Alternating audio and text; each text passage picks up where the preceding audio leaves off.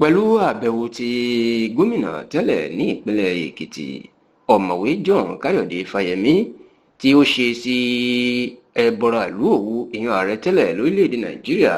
olóyè Matthew Aremu Olúṣẹ́gun Òkìkíọlá Ọbásanjọ́ tí ó ṣe àbẹ̀wò sí. Àbẹ̀wò náà ó mà ti ń dá awuyewuye ńlá sílẹ̀ láàrin àwọn olóṣèlú onítẹ̀síwájú tí wọ́n ń pè ní progressive politicians tó sì jẹ́ pé àwọn ọmọlẹ́yìn ààrẹ Bọ́lá Ahmed Tinubu ìbéèrè tí ọ̀pọ̀ wọn ń béèrè lọ́wọ́ ara wọn ni wípé ṣe Káyọ̀dé Fáyẹmí ó ti kúrò lẹ́yìn Tinubu àti nínú àwọn ẹgbẹ́ òṣèlú onítẹ̀síwájú ni tàfihàn rí lọ́dọ̀ Ọbásanjọ́ tó lọ ń ṣe ìpàdé lórí ètò ìdìbò ààrẹ ọdún tí ó ń bọ̀. Ṣùgbọ́n àṣírí ìdí tí Fáyẹmí tó fi ṣàbẹ̀wò sí Ọbásanjọ́ àti nǹkan tí Ọbásanjọ́ fẹ́ kí Fáyẹmí kó ṣe lórí ètò ìdìbò ọdún tó ń bọ̀ ẹni tẹlifíṣàn Yorùbá Tòótọ́ ìlàmú wa nínú ìròyìn yìí. Ẹ rántí wípé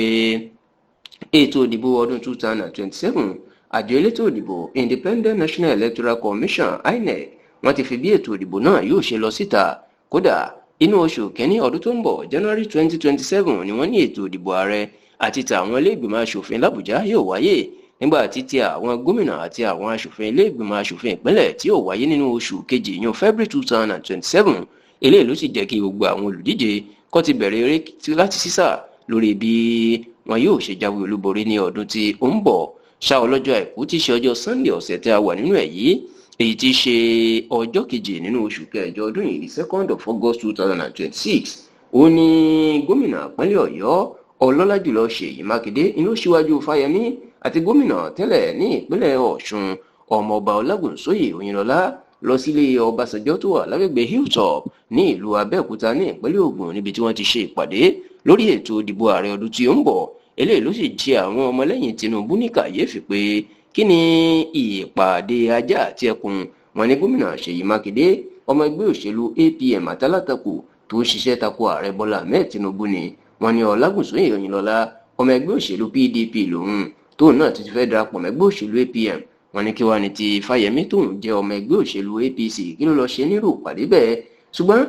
àwọn tó súnmọ́ olóyè Olúṣẹ́gun Ọbásanjọ́ tí wọ́n fi àṣírí pamọ́ sí tẹlifíṣàn Yorùbá Tòótọ́ lọ́wọ́ wọn jẹ́ kó di mímọ̀ o wípé